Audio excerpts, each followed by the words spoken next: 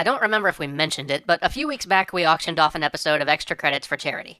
Well, the day has come. Thus begins the auctioned episode. So who won, you ask? What mysterious dark figure from out the shadows has emerged to decide the fate of this week's episode? The winning bid was placed by none other than Sparrow the cat. Yes, Sparrow, cat and game enthusiast, sent 2 humans to the Child's Play auction to bid on our episode. And the cat wants to know about achievements. So today we'll be talking about trophies and achievements at the behest of a cat. But you know what? The cat's right. It's something we gotta talk about. Achievements fall into 3 categories: the unavoidable, the optional, and the inspiring. Unavoidable achievements are the ones that you get simply for doing what you would have done anyway. We've all seen them. You put in the disc, achievement unlocked. This type of achievement is just the result of lazy design. There really isn't any excuse for them.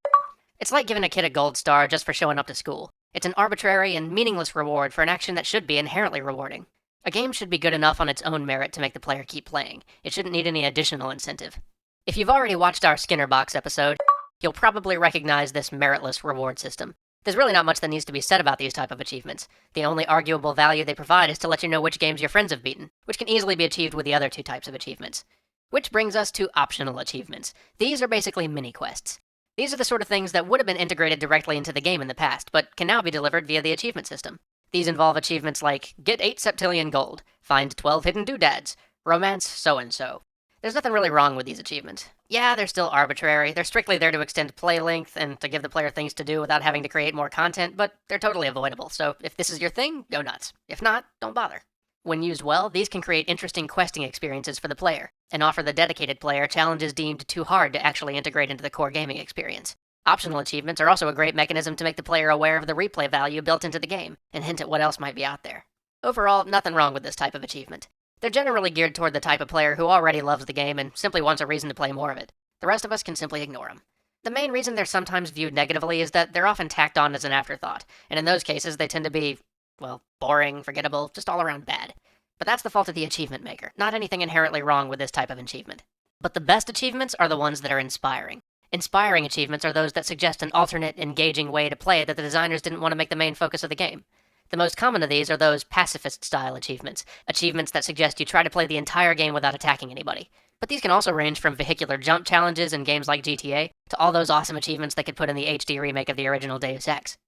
You know, if they were actually making one. Sorry, that was kind of mean.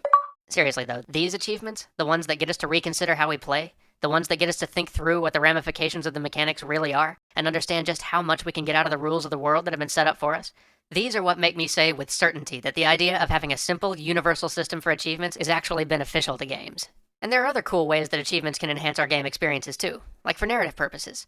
Take BioShock, for example. Look up the secret achievement called Irony sometime. It actually forces you to consider the actions you're taking in-game, rather than simply being removed from it and seeing it purely as a part of the mechanics. It's a small touch, but a nice one. But like with Skinner Box techniques in general, it's easy and tempting for game developers to take the low road and provide us with achievements that do nothing but offer us false rewards in a vain hope to get us to think better of poor games. This makes Sparrow cry. Don't be fooled by such tactics. Don't play games for the achievements. Play through the achievements because they improve your games.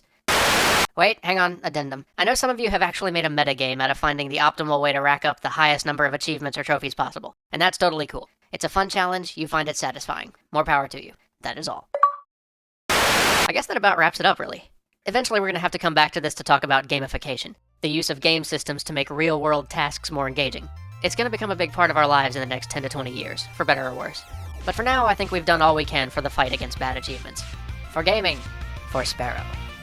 Alright, see you next week.